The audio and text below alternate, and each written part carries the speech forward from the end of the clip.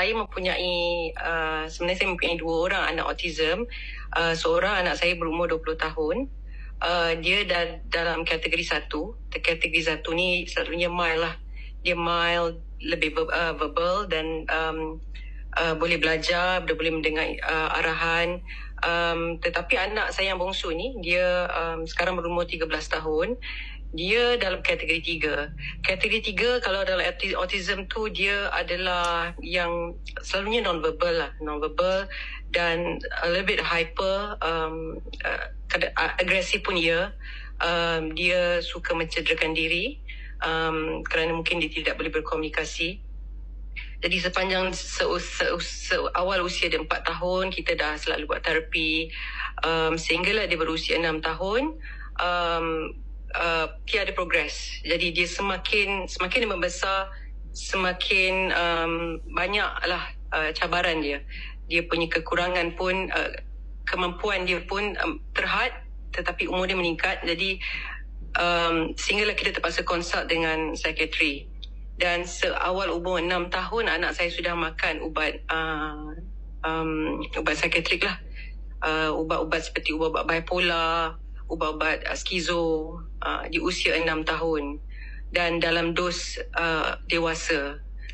Boleh imagine ke kita nak bagi anak kita ubat neuro kepada kanak-kanak, tetapi dosage orang besar. Jadi anak-anak autism ni, dia ada masalah GERD lah. Dia ada masalah perut. Sembelit yang kronik.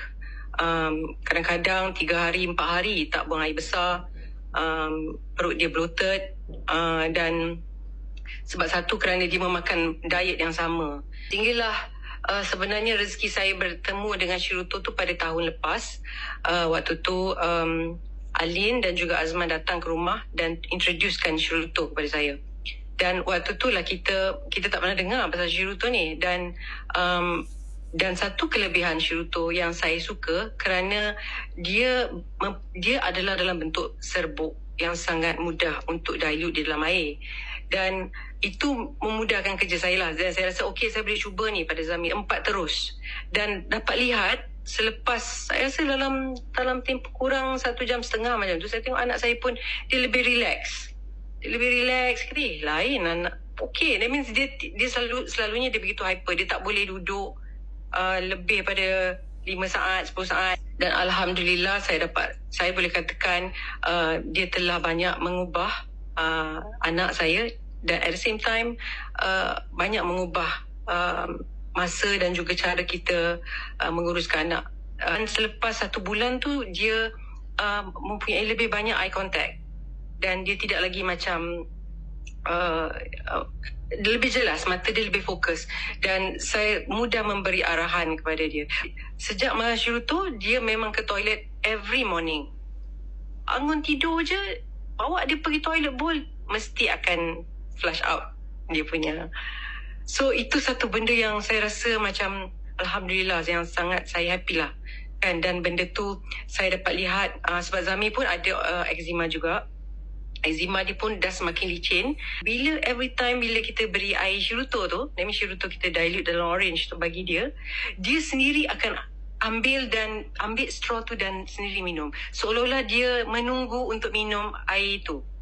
Kerana dia tahu yang Shirutto tu baik untuk dia. Dekat 8 ke 9 bulan lah kita dah berkenalan dengan Shirutto ni. Alhamdulillah memang banyak progres. Dan saya pun perasan yang anak saya, Zamir, dia pun dah tak demam. Dulu dia kerap demam. Kadang-kadang malam dia akan dalam sebulan sekali demam, 2 bulan sekali. Tapi saya rasa sejak daripada saya ambil Shirutto tu, saya rasa pernah demam. Saya tak pernah demam anak saya. Alhamdulillah. Saya Shirutto ni sebab saya tidak memberikan anak saya vitamin, tetapi Shirutto ni complete kan. Saya rasa satu makanan kesihatan yang sangat bermanfaat kepada anak saya, kerana dia ada masalah-masalah tertentu. Ada yang lain yang mungkin baru nak mencuba ataupun mempunyai kes lebih kurang sama macam saya, mempunyai anak autism, mungkin boleh consider Shirutto untuk stabilizekan mungkin mungkin untuk tujuan-tujuan yang lebih baik untuk kesihatan anak kita.